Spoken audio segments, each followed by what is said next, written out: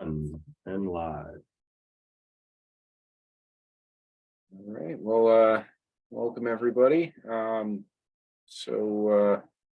We made it partway through our day 2 slide deck last time. We finished up the rest of the day 1 slides and made it about halfway through the day 2 stuff. So right on track for covering the 3 days worth of content and the 4 days of classes. Really just to recap some of the stuff we talked about last time, we went over a little bit more about line protection in general, kind of wrapping up the day 1 slide deck. Some of the considerations for protection, the overall protection system objectives and what we're trying to do, considerations for that as it relates to line protection, some of the unique challenges that we run into with line protection. And then we started getting into a little bit more detail about distance protection. So we took a look at, should flip back through a couple of slides here. Why we use impedance as an operate quantity and why we, would use distance protection using impedance quantity. It makes a really good indicator between a fault and a load condition. So if you recall, we talked about the pre-fault conditions with voltage and currents, kind of what that calculates out to as an impedance seen by the relay. And then during a fault, the impedance quickly shifts from the pre-fault over here in this load region over to a fault somewhere near the line, approximately based on the fault impedance and some other stuff can have some variability there. But in general, you're going from a large, more primarily resistive impedance to a smaller and more reactive impedance when you have a fault. So, that difference in what the relay sees for that electrical quantity really makes a good way to differentiate between fault and non-fault conditions. So we talked about that a little bit and about how we set the relay, the distance element and the characteristics of it. The distance element shape characteristic, here we've got the mho characteristic. The circle expands or gets smaller depending on how you set your reach. And anything inside the circle is an operate. So if you have an impedance that plots out inside the circle, it would be a trip condition, or the relay would say that that's considered a fault. Anything outside of that is going to not operate for. The characteristic is driven by the shape of the impedance element, the reach, and then the torque angle that you define the angular relationship of the circular mho characteristic based on that torque angle, which is generally set at your line impedance or somewhere near that, so that the line impedance represented by the straight line through the circle is roughly going through the diameter of your mho characteristic, which gives you the most impedance reach for that setting. Brandon? Yeah. When you say mho, is that related at all to the reciprocal of an ohm? It is, yeah. That's the origin of it is the inverse of an ohm is a mho, which it's the typical shape we use for almost everything. We'll get into some unique lens characteristics or quadrilateral characteristics occasionally, but yeah, the mho is the inverse of the ohm. So Can I just add something to that, Brandon? Sure. I was interesting, and it's a great question, Shannon, because the distance element still trips on ohms. The only reason why they call it mho characteristic is because when you're outside of the ohm, the ohms, the mho characteristic, you don't trip. When you're inside, you do. So it's the inverse of that. So you're technically not tripping on Mo. Just somebody thought, hey, it's a Mo characteristic. So you're out in this region and you're safe. But when you think of it in impedance, you actually have to be less than that impedance value. So somebody, I don't know why it seems more confusing because you actually don't use Mo's, but they just say, well, you're okay if your impedance is beyond the normal impedance. So I don't know if that acts as a clarification, but you actually don't use Mo's at all to trip on distance. Okay, thanks. Interesting. Hmm. I guess Yeah. I guess I'm curious, does that shape tie to the circle somehow, or is that just they're always a circle? So when we talk about a Mo characteristic for the shape of the characteristic, it is a circle, but we do have other shapes that the relays can emulate. So the quadrilateral is it's a rectangular box where you can set the length of one side of the characteristic as your reach, and then it would extend out to the side. I might have a slide on that later. I'll see. If not, I can pull something up that would have that. But that has some advantages. I think there was a question last time about resistive faults, and you add the resistance to that fault, that fault case, and it pushes your impedance, the measured impedance, off to the resistive axis here. So with a quadrilateral characteristic, which is I guess typically applied for a ground element where you would have a potential or resistance in the fault, that allows you to basically make that box wider to provide the resistive coverage that you're looking for. So if you had a fault that the impedance was plotting outside this circle, well, the only way to make the circle larger is to expand the reach, which you might not want to do because it might be going past the end of your line impedance or reaching out further into the system. The circle gets bigger in all directions. Where a quadrilateral characteristic, you can increase that resistive coverage, but keep the same overall reach as a percentage of the line. As a benefit. So there's some utilities that we've worked with that do quadrilateral ground distance elements in some scenarios, but many of them still just use the circular Mo characteristic. Okay, thanks. Yeah, and I think I've got a couple slides. If I don't, I know I've got a slide somewhere in some other presentation I've done it at some point on some of the other curve shapes, but similarly, there might be reasons why you want to, for loadability, or there's some new compliance requirements for the relay's response to stable power system power swings that, make it, might make it so that you actually want, the same reach, but you need the element to be,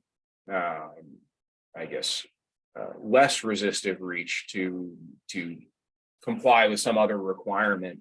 And that's really where you get into a lens characteristic. It'd be kind of a flattened version of this this circle, basically. So yeah, and if I could just add Brandon, it doesn't seem like anybody really uses the lenticular characteristic anymore. They just call it a Mo characteristic with sort of the bottom sort of chopped out for loadability criteria. So it literally looks like a circle with they just missing the end, and that's called adding its loadability. And that's like Brandon said, if you need to make sure that if the fault especially for a phase, if it's more resistive, it's likely not to be a fault and more an overload condition. And so that's the loadability at it. So that's the load encroachment that I suspect Brandon will talk about at some point. But I don't even know if you can set up lenticular except for really oddballs like L pros. I don't even know if you can do lenticular anymore. You still can in a few relays. I actually applied my first lens characteristic a couple years ago for a very specific, unique case. Who was the manufacturer of that relay? GE allows you to do lens characteristics and all sorts of oddball characteristics. So you can, it's the same it's the same basic algorithm. You just change the angle. You know, there's probably a geometry law out there somewhere. If you're coming across the diameter of a circle and you make a triangle to any other point, that, you know, the angle, you know, opposite of the diameter is a 90-degree angle. So if you change, that's one of the things that the relay does. You know, that angle is something it uses to make this circular shape. And if you change that angle to something other than 90, you're either going to get a wider or smaller characteristic, you know, turn into a lens, or I can't remember if there's a different term for the, you know, if you make it you know, basically widen your characteristic with that approach. I don't know that anyone ever would do that or why they would do that, but you know, you have the capability of modifying that with some relay type. Schweitzer is pretty much just, yeah, the, you know, circular Mo characteristics, and then I think they have quadrilateral elements for the ground elements if you do want that for the additional resistive coverage. Yeah, great questions, great discussion there. Any other questions on the stuff we went over last time? We're gonna, you know, today, you know, it's just a kind of loose agenda of what we're going to go over. We're going to take a look at step distance schemes as a very commonly applied line protection approach, where you're really just relying solely on measurements at the line terminals. You don't use any communication or anything, so it's very commonly applied, especially if you don't have any communication to support a, you know, more advanced pilot scheme where the relays are talking to each other and sharing information. So we're going to go over that in pretty good detail. I've got a calculation example of how we go about calculating a step distance settings for a typical 115 kV transmission line. And then I have some stuff to go over, some of the more, you know, unique things that you might need to consider, you know, past just the very basic example that we'll go over together today. So that's kind of my rough plan for what I'd like to cover today. And you know, I'm happy to go on any tangents like this one to talk about any of it in a little bit more detail as the class would like to dive in, you know, to any of the topics. So any questions before we move on? All right. So let's see. Okay. So as I mentioned, we're going to talk about the step distance scheme today. So the step distance is a scheme that's typically applied with multiple distance elements set with different reaches, so different distances into the system, that are either using sensitivity to coordinate with other systems, or time to coordinate with other systems, or both. So this scheme would typically be applied on both or all terminals of a transmission line. So you don't provide any kind of communications or anything that a relay at one side of the line would be, you know, sending a trip or doing anything to condition the operation of the remote end. And you typically go about doing this with, you know, a single multifunction relay that would provide, you know, 2 to 3 zones of phase distance protection and 2 to 3 zones of ground distance protection, or some mix of that. So potentially supported with some other things like a you know, directional ground overcurrent protection scheme or something like that would supplement that. And again, it's coming back to the philosophy that we really want to make sure we have a variety of protection elements applied to protect, you know, a line in any or a line fault in any location on the line, and any fault variety. So we need to protect against, you know, single line to ground faults, 3-phase faults, line to line faults, line to line to ground faults. We got to be able to make sure we can clear those in any place within the line, and provide that coordination with remote protection systems to prevent the protection from tripping unnecessarily for faults on other parts of the system. So if we have a fault on the bus that's at the end of the line terminal here, or on an adjacent line off that bus, we don't want the relay at our that we're setting to necessarily trip for those. We can provide some backup protection, which we'll talk about with zone 2 and zone 3 philosophies here. But we want to make sure we're giving whatever protection is applied for those other systems enough time to operate and clear the fault on its own before we go taking out a larger portion of the system to isolate the fault. So, last time we did a little bit of review on some of the terms we use in describing line protection elements as underreaching or overreaching elements, and directionality, forward or reverse looking elements. So when we apply a step distance scheme, again, we're using multiple set points, so multiple different calculated reaches for different reasons. And these are typically called your step distance zones. And IEEE has some definitions for non-pilot step distance. So pilot schemes would be the types of schemes that use communication between the terminals to try to better achieve our protection objectives through sharing information between the relays that are protecting a line.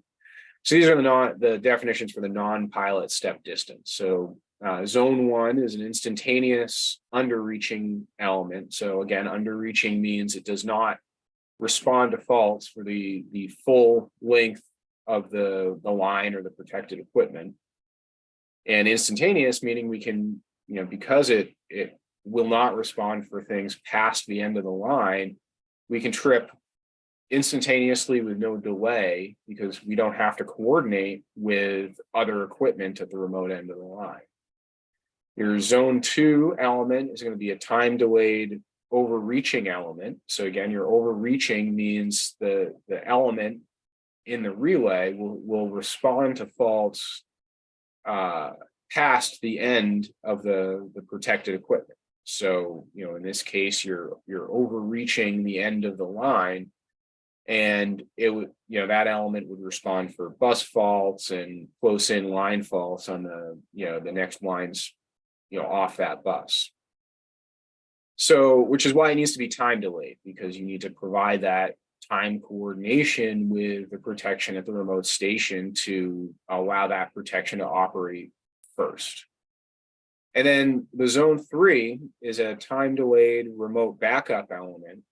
And remote backup is a concept that is still used in a lot of cases, but it's there for a very specific purpose. Any kind of backup protection protection as a philosophy can be applied really to any part of the system. It's the concept that a relay will respond to faults not only on its protected equipment, the primary protection, but will also respond for faults on the next zone past it. And it's there for the case that something happens at the remote station that prevents it from being able to clear a fault. So if we had a fault on this, this bottom line down here, and there was a problem, there's protection here that's going to respond to that fault, and it's going to trip the breaker to clear the fault, trip the breaker at both ends to clear the fault. The concept of backup protection is that, what do we do if there's something that prevents that from happening? Could be that the breaker mechanically fails and isn't able to clear the fault after the relay detects and makes the relay associated with that faulted line detects and tries to clear it. provides a trip operation. It could be that the relay has failed, powered down, or the battery system at the remote station has failed. Or it could be, some other reason that there's something preventing the breaker from doing what it needs to do. So if that happens and you don't have any mechanism to clear it otherwise, the fault will remain on this line until some other operation happens. So the idea of backup protection, the zone 3 in this case, is that we'll set something sensitive enough at this remote station that if that condition happens, this relay and any of the other relays providing backup protection to that line that's now critically faulted and failing will trip, and you're going to trip a larger portion of your system, but it will clear the fault. So I think the video that I showed on the first day of the evolving fault that was sitting there for well over a minute, there's multiple minutes sitting there, just not clearing and just staying there is that kind of example. That not only did fail to clear with local protection, but whatever remote backup protection from other stations failed to see that fault, and instead of clearing in a matter of cycles, a fraction of a second, that fault was sitting there for minutes before something happened that eventually cleared it. And that something may have been a protection operation that eventually cleared it, or it may have been a system operator realizing what was going on and provisioning the system to clear that fault. So we'll talk a little bit more about zone 3 and when it's used, why it's used, when we get to got a more detailed slides on each of these. But that's the basic idea of the step distance protection, is we're going to provide multiple zones with increasing sensitivity and also increasing time delay that will ideally coordinate with all of the surrounding protection systems to provide high-speed clearing for as much of the line as we can, provide time delayed clearing for the rest of it, and then provide remote backup protection if necessary to cover the case where there's a extreme case of equipment failure and a fault and something else going on that's preventing another protection system from doing its job.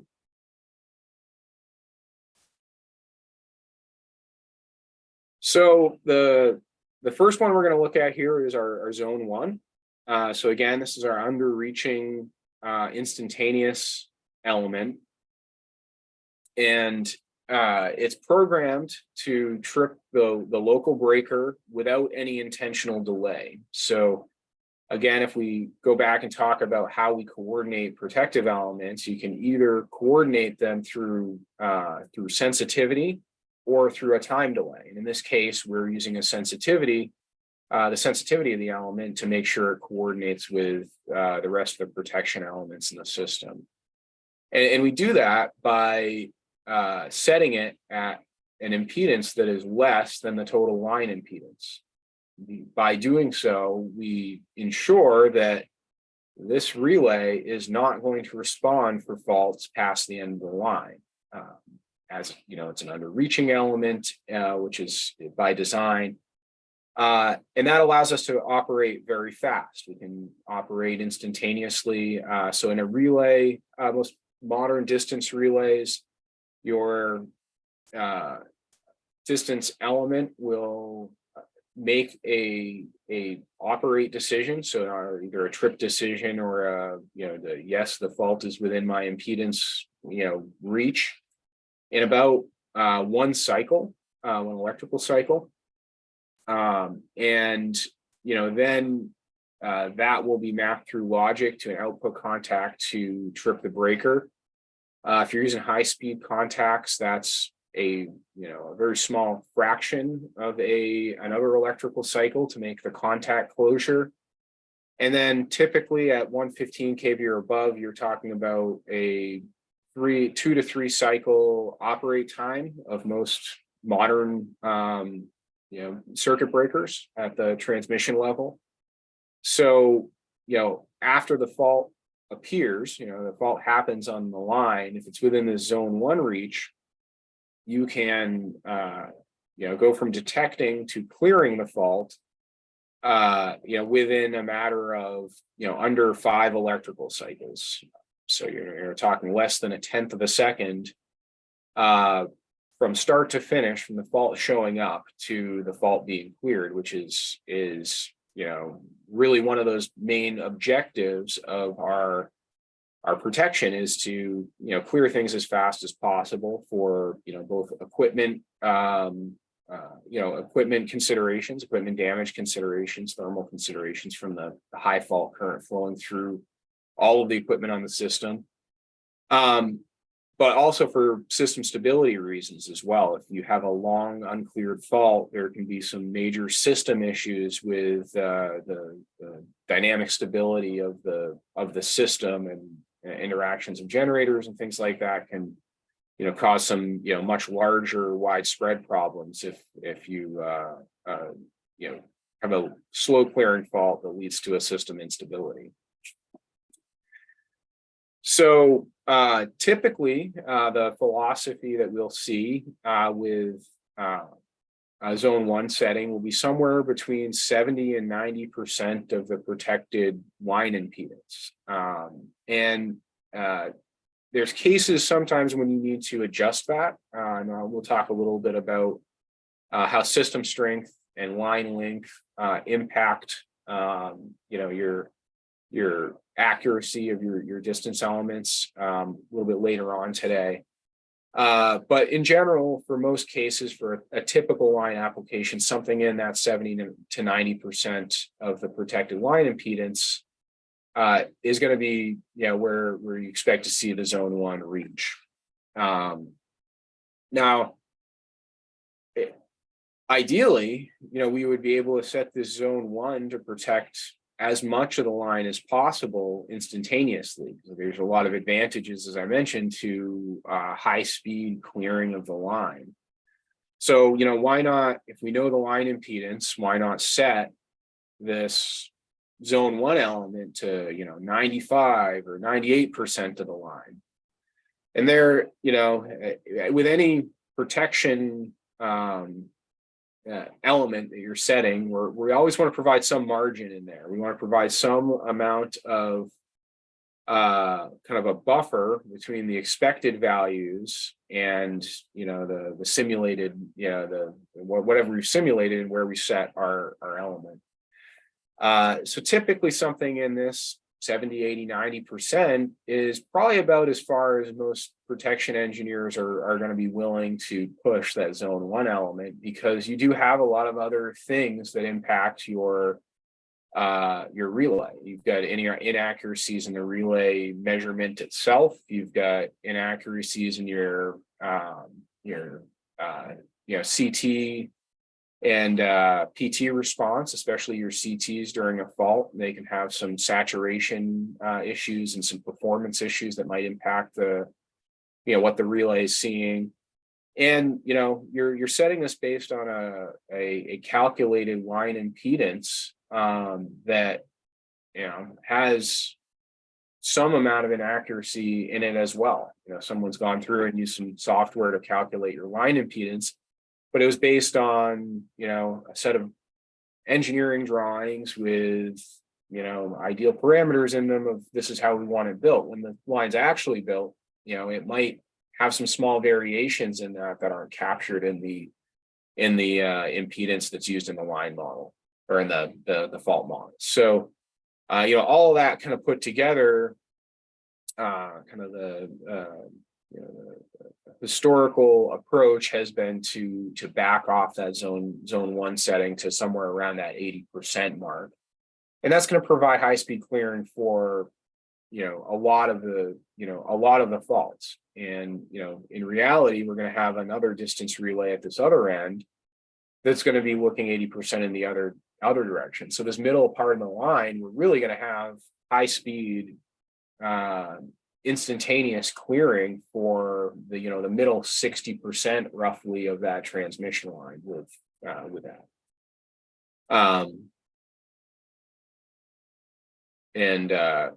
Then anything past there, obviously we still need to have another method of detecting the faults and clearing the faults for that last 20% of the line. And that's where our zone 2 element comes in. So our zone 2 element is a time delayed overreaching element. And generally it's set at some percentage above the protected line impedance to make sure we're providing full coverage for any possible fault on the protected transmission line. So again, it's an overreaching element, so it will see faults and respond for faults past the end of the line, which means we have to coordinate it with adjacent protection. So, we're going to have bus protection on this bus. We're going to have line protection systems on these two transmission lines coming off the bus. And, your zone 2, where it will respond to those faults, needs to be slowed down enough that your bus protection or these other line protection systems will have their opportunity to clear the fault before the zone 2 element that the relay we're setting will.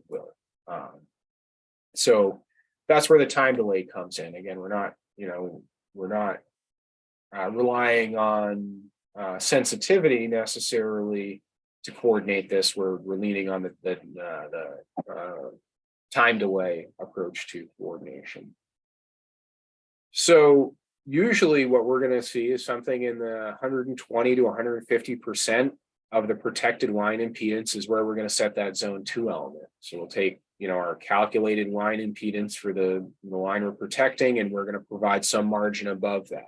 And that kind of goes to the same idea of what I was talking about with the underreaching element, that, there's going to be some, amount of variability in the measurements that we are making. There's going to be some variability in our line model.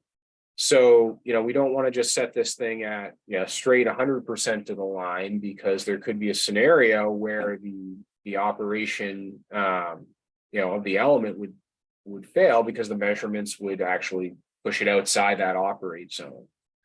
So, something in this 20 to 50% of kind of margin in our calculation, we really only want this to operate for 100% of the line. But if we add another 20 to 50% impedance on top of that and expand the size of that characteristic, we're going to be going in with high level of confidence that it will operate for every expected fault on the line, with the downside that it's also going to reach into this other equipment.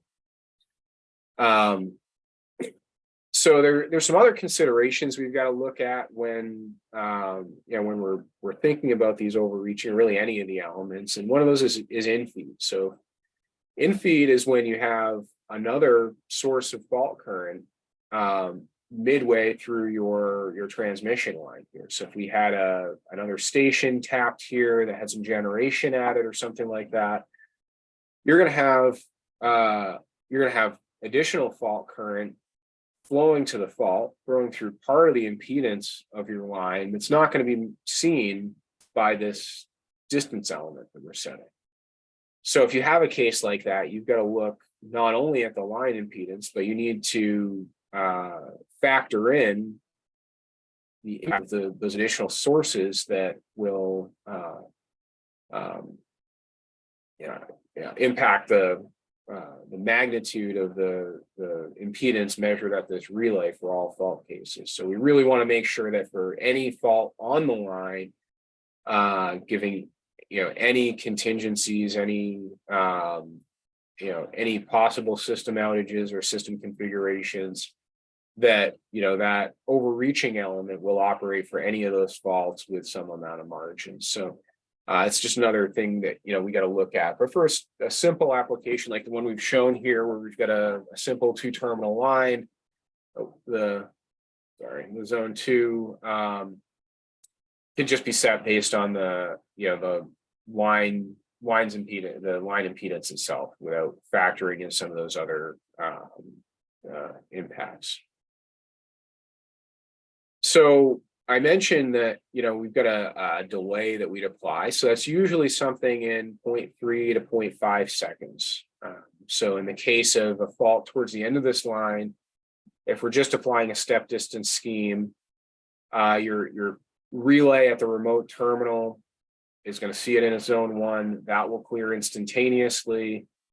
And then the relay that we're setting here, we'll see it in its zone 2, and it's going to operate, let's say half a second after the fault starts. But half a second clearing is still reasonably fast, and in most cases that may be adequate to have a time delayed clearing, and something in that range. So the time delay is really the main way we go about coordinating our zone 2 element. But what happens if we've got a very short line off of this remote bus, and it either doesn't have a zone 1 element, so it doesn't have an instantaneous element, or it doesn't have the zone 2 element here will see past the end of the zone 1 reach of that relay. So that's where we get back into that sensitivity coordination, that we've got to, make a decision. Do we reduce the reach of your zone 2, or do we increase the time delay to provide coordination? Because we don't want this relay operating for a fault on this line if the primary protection for that line is still trying to do its job. So we'll talk a little bit about that when we get into the calculation example that I have for later today. So the last distance zone we're gonna look at is our zone 3. So as I mentioned a few slides ago, zone 3 is our remote backup zone, and it's set very sensitively with a longer time delay to provide full coverage for the longest line off the remote bus. So in this case, we're setting it. We're going to do some fault analysis, and we're going to look at the impedance that the relay we're setting sees for faults at the end of the remote bus of all of the lines off the next station down. And that ensures, if we had that case, like I mentioned before, where you get a fault on one of these lines, the breaker fails, the relay fails, the battery system at the station fails, something, there's a second failure in addition to the fault, that, this relay, the long-reaching, very sensitive element, will be able to see that, and we'll be able to respond to that fault to clear the fault after a longer time delay, but still not in the time duration of the minutes of clearing we looked at on that video on the first day. So again, this isn't set necessarily based on the line impedance of the line itself. Really, once you're reaching this far into the system, the impacts of infeed and the current that's flowing to the fault being made up of not just the current from this source, but from all other sources on that remote bus, makes it so we've got to look at it in a different way. So we'd be simulating faults on each of these buses, and seeing what the relay would see for an impedance value, and then setting at some margin above that to clear that. So it can either be set, with above the protected line and the longest remote line off of it, or you can look at the parent impedance, which is what we call the measured impedance at the relay for a variety of scenarios. So typically we're thinking, we'd be looking at something in a second or more for your zone 3 remote backup time delay. And usually we're only looking at phase distance protection. So I mentioned we'll usually set a complement of phase and ground distance protection. But usually for the zone 3, I've really only ever seen it applied in phase, because oftentimes with our step distance scheme, we're also applying that in parallel with a directional ground overcurrent scheme, which is also a very sensitive type of protection that may be set with these same considerations for remote backup protection. So I'd say my experience, especially in the last 5 to 10 years, is that most times utilities are moving away from using zone 3 at all. So I mentioned the types of cases where we would be really needing to rely on this remote backup protection to clear a fault on a remote line, included things like breaker failure at that remote station, battery system failures, relay failures. Well, with the redundancy and the more modern schemes that utilities are applying on the transmission system these days, we've got other dedicated schemes that are local to that station that we're often using that make remote backup protection, zone 3 remote backup protection, less of a necessity. So, we talked a little bit about redundancy on one of the previous classes, that, typically for even a line protection application like this, you'd have a system A and a system B, or system 1, system 2. You'd have 2 sets of line relaying, typically fed from different CTs, different windings off of your VTs. They'd be operating different trip coils within the breakers. So that takes a lot of the concern out of that case where you get this fault and something happens that prevents the breaker from being able to the relay from being able to detect the fault. Because even if a relay fully fails, or a CT fails, or any of those pieces of equipment fails, you've got a fully redundant system that should be able to detect that fault. If your breaker fails, if your breaker mechanically or electrically fails for whatever reason, it's pretty much all of the transmission applications I see utilities applying at least one system of breaker failure protection. So that's another type of protection scheme that monitors when protection systems detect a fault, issue a trip signal, and if the breaker doesn't open, electrically clear the current through the breaker, they will initiate some additional logic to clear other breakers locally at the station or at the remote end of the station to isolate that fault. And all of this is driven by typically redundant battery systems as well. So, the redundancy design and the redundancy that utilities are investing in protection systems really is reducing the need of these zone 3 backup protection elements, which makes them less and less common that as protection engineers we're applying that zone 3 protection. One of the things that I think probably sparked that was one of the contributing factors in the Northeast blackout back in 2004 was there's some other things going on in the system, but they had a lot of cascading failures and cascading tripping of systems because these zone 3 elements were set so sensitively if a strong part of your system, the circular Mo characteristic of that zone 3, might be 20 times larger than your line impedance. So this thing is seeing, many buses away, and it gets more and more challenging to coordinate it with your other remote backup protection. So there is a case of slow clearing faults, system failures, things like that.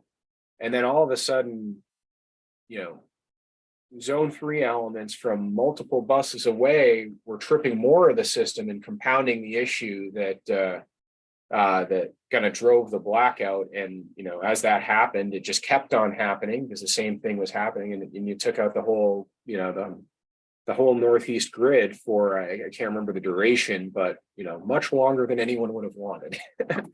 So that was one of the things that really sparked a lot of investment in the transmission infrastructure, and led a lot of utilities to move away from relying on this remote backup protection for clearing breaker failure events, and drove investment in a lot of this redundancy that's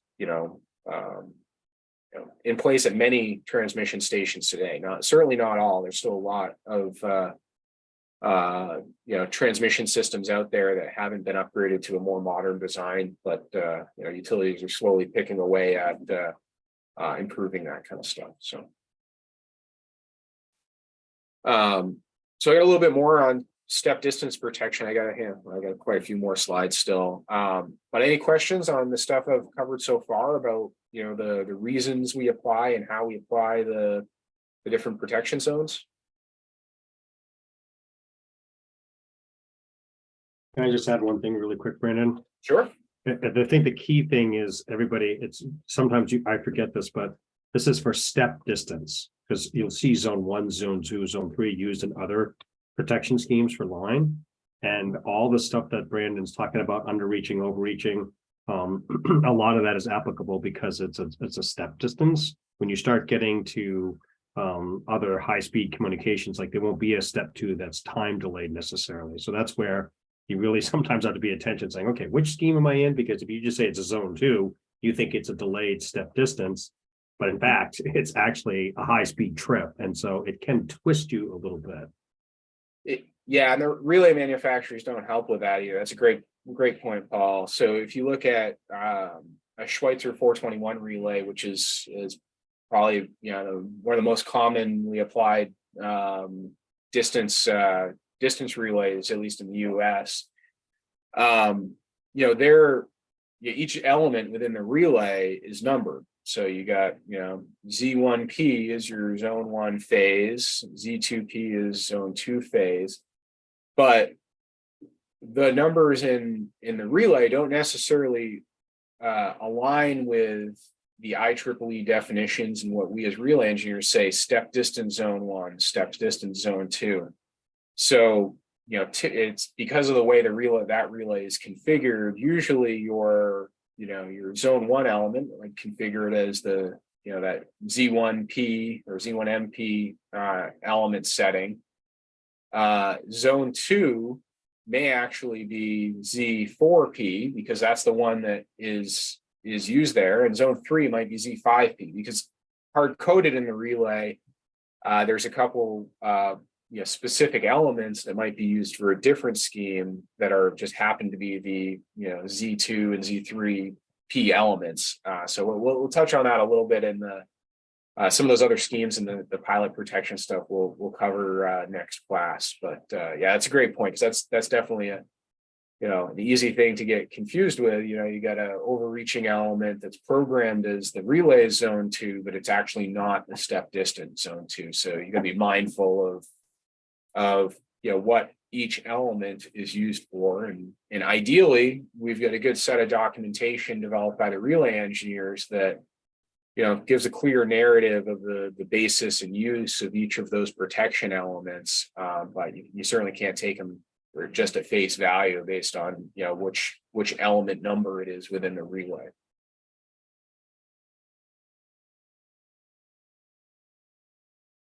All right, so we took a look a little bit at the RX diagram before when we're looking at loadability, and really this is a tool we use for setting and evaluating and visually looking at, any of the distance element protection. We'll use this for evaluating loadability. We'll use it for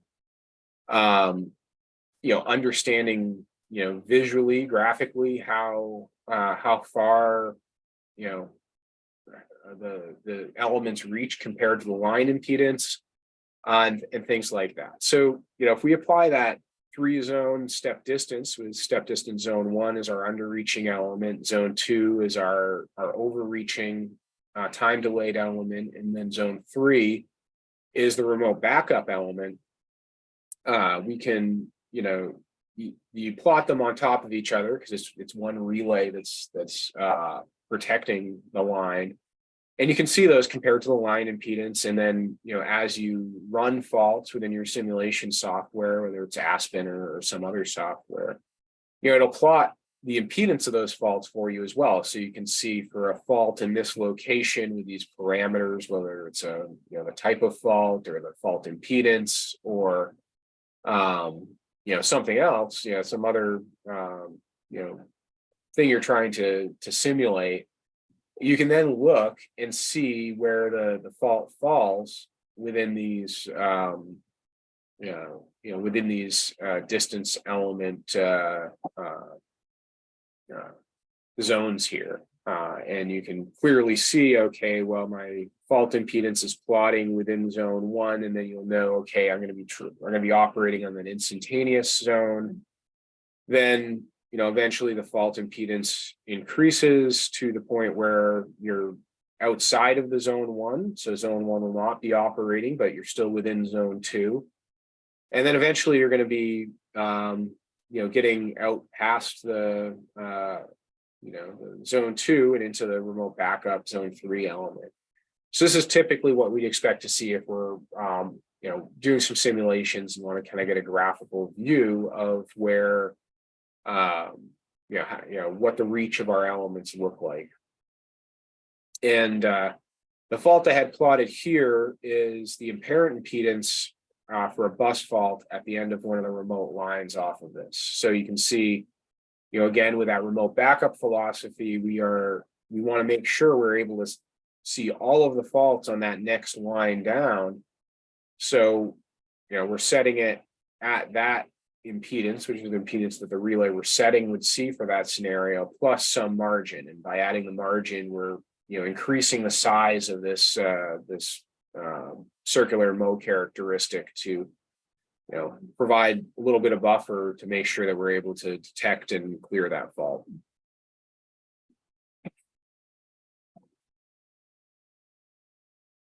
One of the other ways that we can visually or graphically see how the relay is going to respond and how it coordinates with the other protection is with a time distance diagram.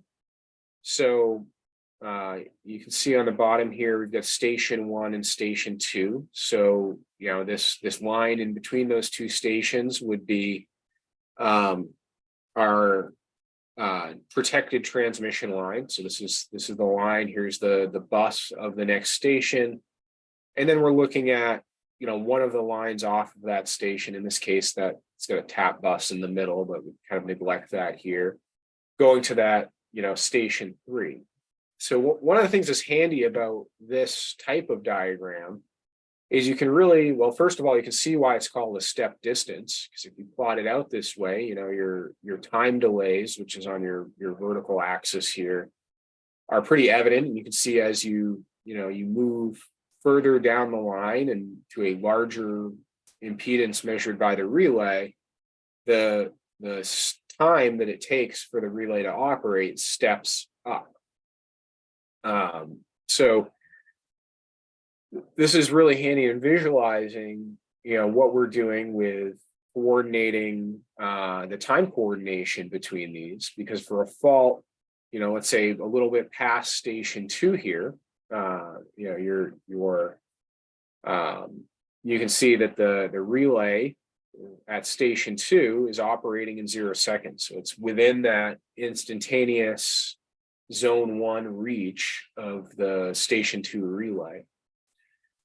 But it's also seen by the zone 2 time delayed reach of the station 1 relay. And this coordinating time in between these is set there. That's that, I guess in this case, it's set at 0.3 seconds. But that's the 0.3 to 0.5 seconds of delay on that zone 2 element that is there to allow station 2 to see the fault, make a logical operation to close the contact, open the breaker contacts, and ideally clear the fault so that you're only tripping off this station 2 to station 3 line, and the station 1 to station 2 line stays in service during that time. At the end of the zone 2 reach here, which is the second step, you can see the time delay jumps up again, and here's our zone 3 reach. And this shows that zone 3 element is going to see as far, or in fact past, if I plotted past the end of the station 3, another line past there, you can see that zone 3 element's providing full remote backup coverage for any fault on this station 2 to station 3 line. And you can see why we need a longer time delay there, because in a similar coordinating between the zone 1 and zone 2, we need to provide a time delay between zone 2 and zone 3 to allow the local protection to clear a fault near the end of this line. So this is just a good graphical representation of how the time coordination and the impedance coordination, the sensitivity coordination works together in a step distance scheme to provide a well-coordinated protection scheme. One of the things I mentioned on the zone 2 element was we need to make sure that the zone 2 on the relayed station 1 doesn't overreach the zone 1 element on station 2. So that's a check we would do during our settings to make sure we've got the appropriate coordination. And if it did overreach it, if your zone 1 actually ended, somewhere in here, this step on this blue characteristic would step up, and for the amount of time, for our amount of impedance that you'd have this overlap, they'd both be operating the same amount of time, and you wouldn't have coordination between those two elements. They both operate at the same time for the same fault, and you would trip more of your system than you want to. And that's the case where you'd have to consider increasing your delay or pulling back your reach or doing something like that to make sure you have a nice well-coordinated system like what's shown here.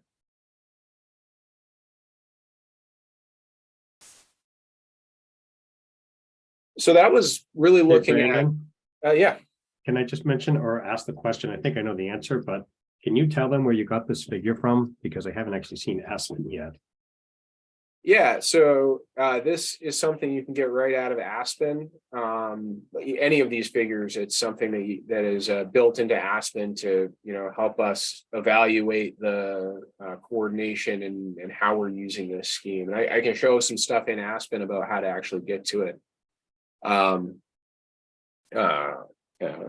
you don't need to show the Aspen because we still don't have access to it. IT anti-support, but we don't have access to Aspen, but these are the figures you can actually create. Yeah, so this is something right out of Aspen. You model the distance characteristics, the time delays, the reaches, all of that stuff you can simulate in Aspen, and then it'll go and run this. It knows the line impedances, and it'll generate these plots for you. This is actually a fairly new thing in Aspen. I think is one of the last few releases they added this, or at least that's the first time I'd seen it used, but it's kind of a handy visual representation to be able to see how that coordination really works out. So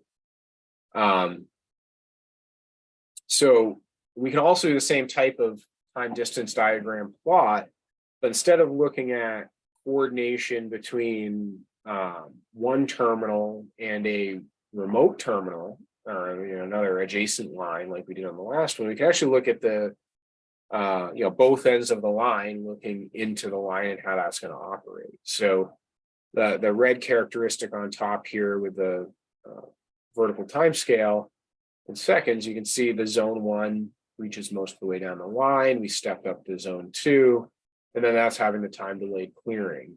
Well, at the same time, the relay at station 2 here has the similar setup. So your zone 1 is reaching most of the way down the line, so it sees pretty far down the impedance of the line, and then it steps up to zone 2.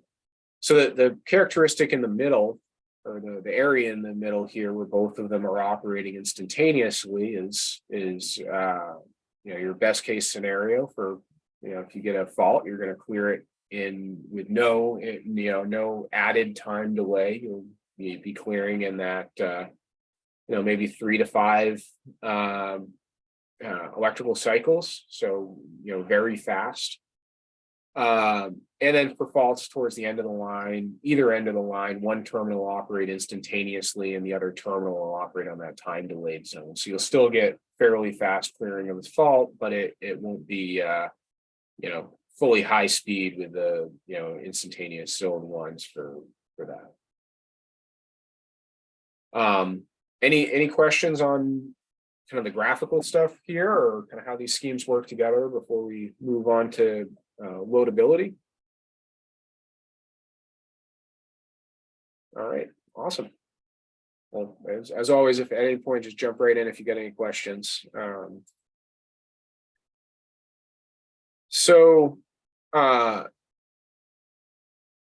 With phase distance protection, loadability becomes something we got to be concerned with. So any piece of equipment on the transmission system, there are requirements that every piece of equipment needs to have a loadability rating, something utilities have to keep track of, and they use that in operating the system because they need to know, even if the electrical configuration of the system itself will never provide a situation where you will have this much load. The operators need to know what that limit is. How much load can we push through this line, through this breaker, through the taps on the bus, through whatever, before we start damaging equipment. It's important information for the operators to know, so that when they're in an emergency situation, they can make an informed decision about how far they can push the system before they got to take whatever that next emergency action is. So for a line, a transmission line, typically that loadability rating is based on your conductors. So they're aluminum conductors with steel reinforcing in there. It turns into a thermal question. How much current can we push through that before the conductors themselves heat up to the point where they're not operating properly, or they start to damage themselves from heating up? That value is usually what we end up using for our loadability criteria, though it also will look at things like your breaker ratings, your CT ratings, your taps between the bus work and the breakers, any other switches or other equipment that's in that current path. That'll all be evaluated, and you will set your line loadability that'll be provided to the system operators will be whatever the limiting case is for any of that equipment. Whatever the smallest, the thing that can handle the least amount of current will be that limiting case, and that's how far they can push the system. So what they really don't want is they don't want the relay to be that limiting case. So if you're pushing a lot of load through, we talked about, what does load current look like? What does that load region look like? If the operators want to be able to run it up to the equipment thermal limits, we don't want to be in a scenario where that load impedance comes inside of one of our protection zones and stays there long enough for it to trip. So if we look back at the definition of reliability, is one of the key things we've got to look at with our as relay engineers, and things we need to frame all of our decisions around with the protection considerations, the fundamentals of protection, relay protection. Reliability comes in two opposing pieces. One is dependability and the degree of certainty the relay will operate correctly. So it'll operate for a fault, and it'll detect and clear any fault that it's intended to clear. And security, which is the degree of certainty the relay will not operate incorrectly. So a operation under load would be an incorrect operation for a non-fault condition, and we want to avoid that. So other than just, obviously not wanting to be the limiting element of the operator's flexibility in the system, and the idea that we want to have a secure protection system that's not going to operate for things that are not faults. There's also a compliance requirement that NERC put out, PRC23, that for all systems 100 kV and above, you have to comply with this loadability requirement that says that basically your relay cannot respond for load conditions, and it gives some criteria for that will go in over on the next slide. So, if we're looking at our load region here, you can see that corner of the load region, which would be defined by, those equipment ratings and how much current you can push through the system, is within the zone 3 characteristic, so that loadability would not be maintained there. So the NERC PRC 23-4 requirement for distance elements says you've got to set the line relays so they do not operate at or below 150% of the highest seasonal facility rating of the circuit for the available defined loading duration nearest 4 hours. So you've got different loadability ratings for your system, and this is telling you which one you need to look at. You can push more load through your system in the winter because it's cold and it'll dissipate that heat faster. So you're looking at your winter rating for that, though there's a lot of movement in the industry towards ambient adjusted temperature ratings that actually use the real measured temperature rather than a seasonal average, which may impact this in the future, but that's how we do it today. And can I interrupt and just say, wow, yeah.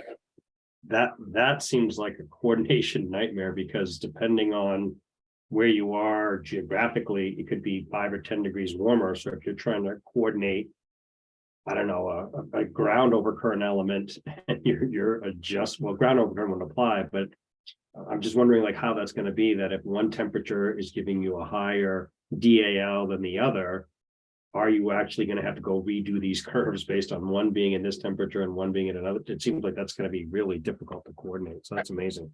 I think it will.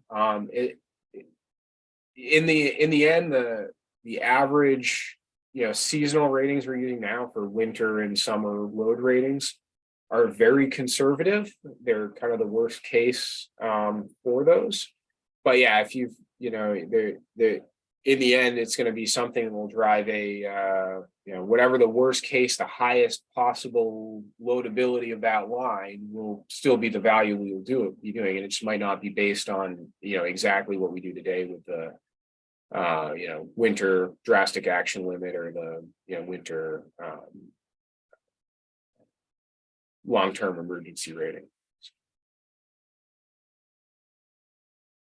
So we're coming short on time here, and I've yet again tried to squeeze more than I and I thought I'd be able to in here. I just Blame gotta me, go. Brandon. I kept interrupting you. I'm sorry. No, that's all right. That's all right.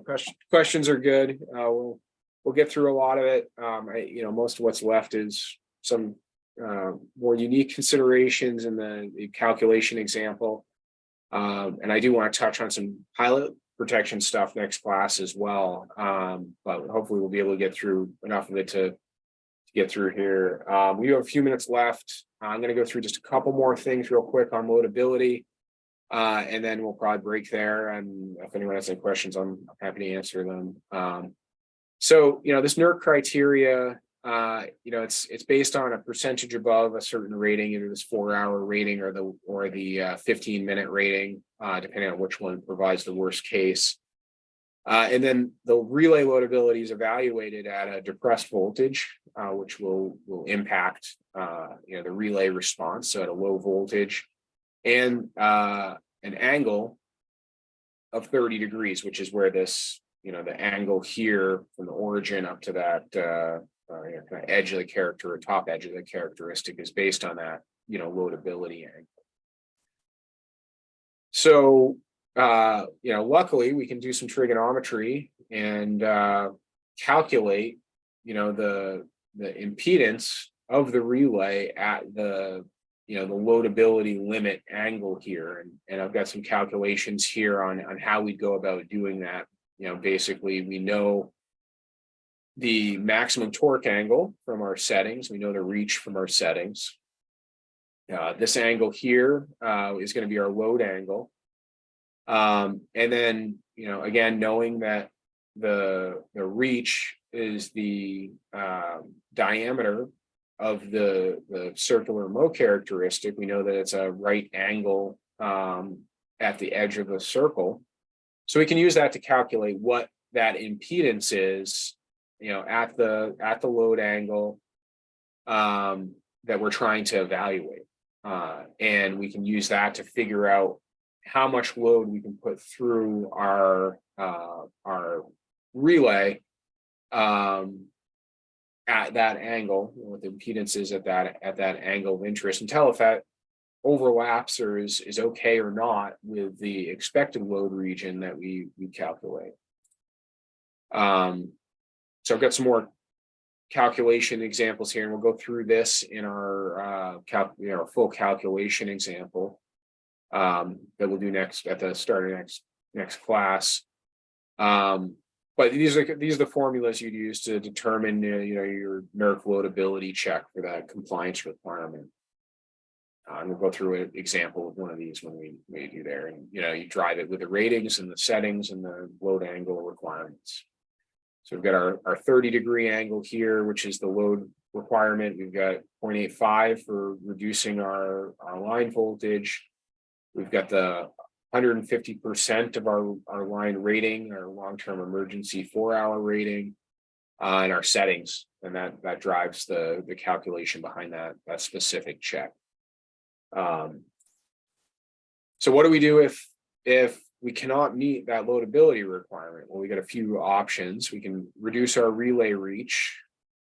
We could change the shape of the relay characteristic, or the most common one is we apply a load encroachment blinder, which is a relay element that logically blocks operation of the distance protection if it falls within what we program to be the load region here.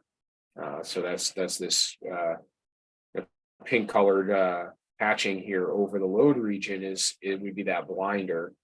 So you can see it's going to block operation of the protection element for that small corner where the overlap happens. So you're going to reduce a little bit of your sensitivity, because you're no longer going to be able to operate for a fault in that, region, even though it's within your Mo characteristic, but you're also not going to operate under load. So, so I think that's a good stopping point. We're right at 6:15 by my clock. So we'll move from here into the calculation example next time, and then we'll go into some pilot protection overview slides that I have prepared from a training I did internally for our staff, several months back. So I guess any questions before we wrap up?